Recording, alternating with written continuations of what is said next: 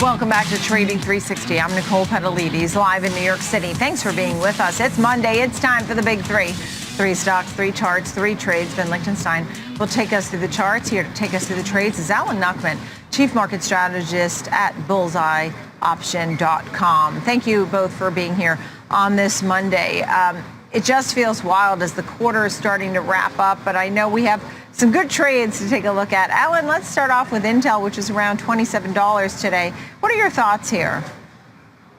Well, this is a stock that's bad enough to buy. Now, I've learned my lesson with Ben. There's nothing constructive about these charts I'm going to show today, but I'm going to appeal to one of his hobbies is he loves to fish. So a bad day fishing is better than a good day in the office. So what we're looking at here is this stock does have bullish divergence. The fact that it continues to make new lows, but volatility is not making new highs. That is usually a sign at some point that the sellers are running out of strength. So what I'm looking at, this is an extremely cheap stock. The PE is 5. Let me say this again, 5. The PE ratio for the S&P in general is now down to 15. It's below their 10-year lows. So stocks are getting cheaper. Now, this stock has been trading between 20 and 70 for 10 years. It's 60% off its 2021 top. The play here, and that's why I'm using the fishing term, the play is a January of 2024 call, a $20 call. Again, 20 has been the 10-year low. The $20 call is trading for about 9. It's $7.50 in the money, so the expiration break-even is only $1.50. This is about fishing and positioning for plenty of time. That's 480 days. So a $1 move brings us to the expiration break-even, which is a year and more away. So looking all the way to January 2024, and as you mentioned, the range that we had seen. Tell me your thoughts here when you take a look at this $20 call. Ben.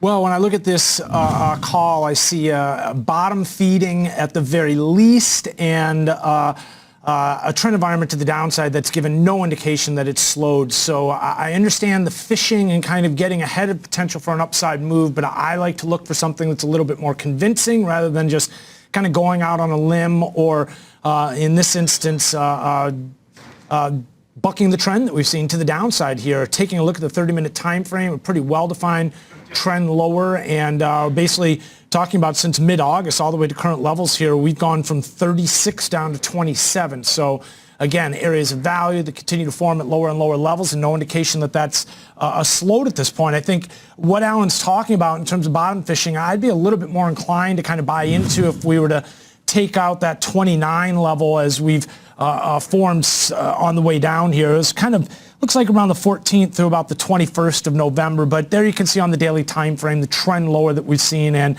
again, I think it's still a little bit too early to get out on a limb on this one and say that price activity to the downside is slowed or that we're not going to continue to form values at lower and lower levels here until we take something out that was established on the way down. The working assumptions is the market continues to trend lower. Yeah, it's very interesting. The college group that my son's a part of, someone was picking this one as their pick, Alan. When you look near term and then you look into 2024, what trends are you seeing overall for a name like Intel, which you note is really cheap? Yeah, it's just a badly beaten stock. It's a name stock. So my thinking here is that, the markets have obviously suffered. The macro market has suffered, and it looks like we're going to test and see what happens with that low in the S&P from June. But let's remember, we're still 75% above the extreme lows from COVID in the S&P. So I'm looking to see a macro recovery, and this is more of a buy and hold strategy, but using deep in the money options that have plenty of time. Again, my expiration break even on this is $1.50. So over the next 480 days, do I think Intel is going to move $1.50 higher? Probably at some point. So that's the positioning. It's about probability. These are deep in the money options that have deltas of 75% or so. So it's as much of the strategy, it's actually more of the strategy than the stock. But the fact is the psychology is so negative on this stock. Again, you pointed out the PE is 5. At some point, something should happen. Yeah, interesting. I actually didn't realize how relatively cheap these 3 names are. I hadn't looked at the PEs recently, and you bring AT&T to us today, Alan, for at least in part that very same reason. Yep, that's the theme of the day, is that stocks are getting cheaper. Now, I don't feel that, we're on the edge of a catastrophe when we look at the stock market. So you want to look at some stocks that at some point have some value over the next months, weeks, and even years with this strategy. So this stock's been between 15 and 30 since 1995. So that goes back a long time.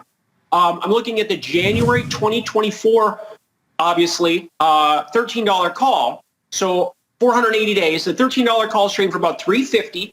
It's $3 in the money. So the expiration break even is 50 cents higher. So this stock needs to go 50 cents higher in the next year and 3 months plus. Again, the PE ratios here is at 5. So there are positives. It's very similar to a buy and hold strategy, but you're tying up much, much less money. For each 100 shares, you're paying $350 instead of $1,600. So you're getting the positives of options, and you have the right to be long from 13, which it hasn't been to in more than 30 years. So when you look at this, Alan, before I get to Ben, I mean, how certain are you on a trade like this?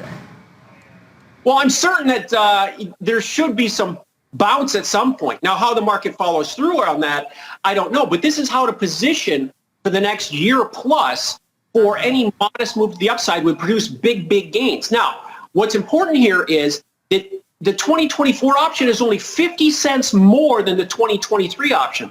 So even if the stock stayed at this level, for the next 3 months, what am I down?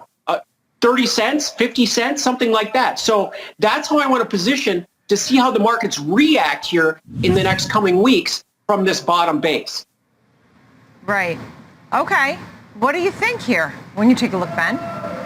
Well, similar to what we just talked about, a very similar pattern in terms of an intraday look, more granular intermediate time frame. 30-minute shows trend environment to the downside. No indication that that's invalidated. Here it is. It's very simply top left corner to bottom right corner. We're talking about in this instance, same look from middle of August, from 1870 down to 1585 in terms of AT&T. I did take a look at the daily time frame and just wanted to point out that we're seeing two pretty well-defined areas of value here, but look what's going on. We're actually breaking out to the downside. So we're getting initiative again to the downside. This has potential here to open up the door, continue. I mean, it's just difficult to really go out on a limb again with this one when you're seeing this high conviction trade lower here and no rejection of these lower levels as of yet. I've got on the weekly time frame this really well-defined area that I'm keeping an eye on. You've got lows which go all the way back to 2002. We're talking about the lows that got tested again in 2008, and so we're coming right back into that area. But as of recent, again here, based on that intraday time frame, it's tough to get in front of a freight train like this. When you see this high conviction trade to the downside, this goes all the way back to levels, upper levels around July of 2016, continuation of this. So it's not just pandemic related, and as you can see, we're nearing some key levels. So could we bounce from this $15 level? Yes, very well possible, but also just want to point out that, for me, again, I like to look for areas of value got established on the way down to start getting taken out before I get excited. In this instance, we're still forming areas of value at a lower and lower level, so we're just not really seeing that. Yeah, that kind of chart makes me nervous. I mean, I know that's the art of trading and trying to, decipher what's what and sort of biting the bullet. But that kind of chart makes me nervous, Alan. Okay, but at the same time, your expiration break even's 50 cents higher. So if AT&T doesn't go up 50 cents in the next year and a half, then we've got bigger problems to discuss. Exactly. Good point. That's why I asked you about the certainty of this trade. I thought you were going to say, I can't say 100% certain, but I have to say 99% certain. Well, it does have As you noted, you're not betting on dollars, you're betting on cents. Right. So I'm looking at, the delta on these are all around 75%, meaning there's a 75% chance that those options will still be in the money at expiration. So it is about probability. You've got a better than a 50-50 chance of if you just bought the stock here, you got a 50-50 chance. But these options have a much higher probability because they've got time and they're going to have a greater payoff than buying the shares of stock at these levels. Right. Understood. And that's the beauty of options. Exactly. That's why options are such a great way to do trades, and that's why we have so much education on this. Tell me a little bit about Walgreens, $32 or so today, Alan. Right. Walgreens was around 33 when I typed this up. Again, the PE ratio is 5. Stocks can always get cheaper, but obviously that's a cheap stock in function, and that's how stocks should be priced, as a function of their earnings. Again, earnings expectations for this quarter, we're expecting about 3% earnings growth, and that's a low bar because we started off in June about 10% for this quarter. So we'll see if there's a positive catalyst here. This stock's been between 30 and 100 for the last 10 years. It's 40% off its January top. So I'm looking at the January 2024, the 25 call. So that's below that low. So again, think about it. Would you rather put in a limit order to buy the stock if it gets down to 25, or have an option that gives you the right to be long from 25? That option is traded for about 9. The break even on that is about $1 higher. And it's only 75 cents more than buying the January of 2023 option. Again, I'm putting some lines out in the water, some limited risk, long-term positions, not being aggressive, and any modest moves will produce some big gains in these options. Yeah, well, let's ask that question to Ben. Let's see what he would rather. Take a look at the charts here, Ben. Look at the technicals. Another stock that's got me a little bit concerned in terms of positioning.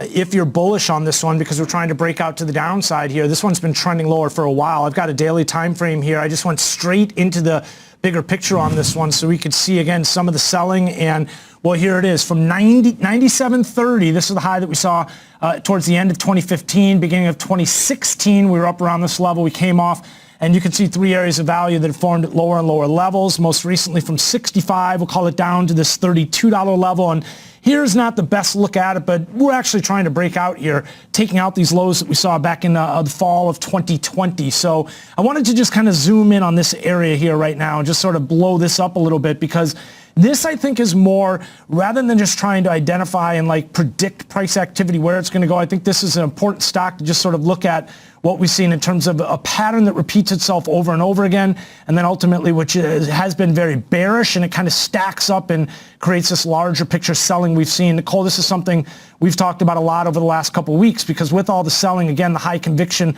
associated with it, we get these big down moves, sideways consolidation. Again, it's kind of wash, rinse, repeat where it comes into play. You'll see it happen multiple times here to the downside, and then kind of on the bigger picture here, as I just clear away this drawings, let's just pull this up now that I think of it and get into.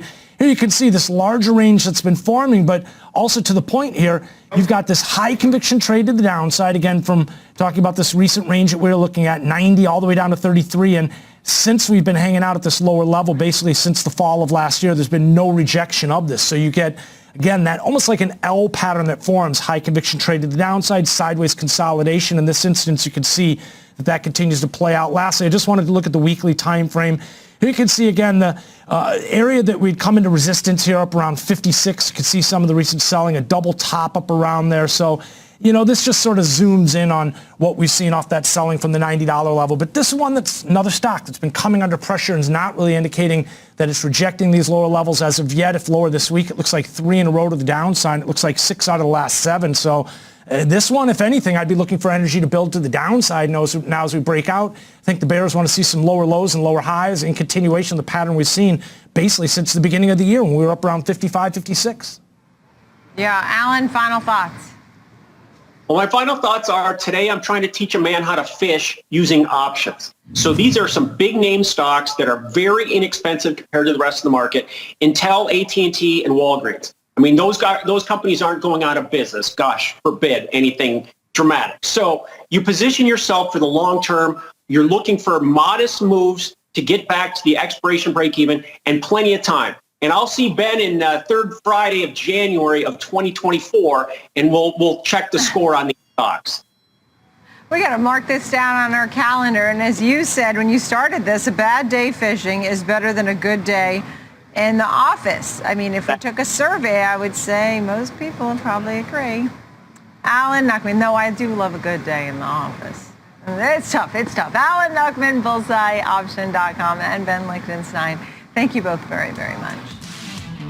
Coming up next.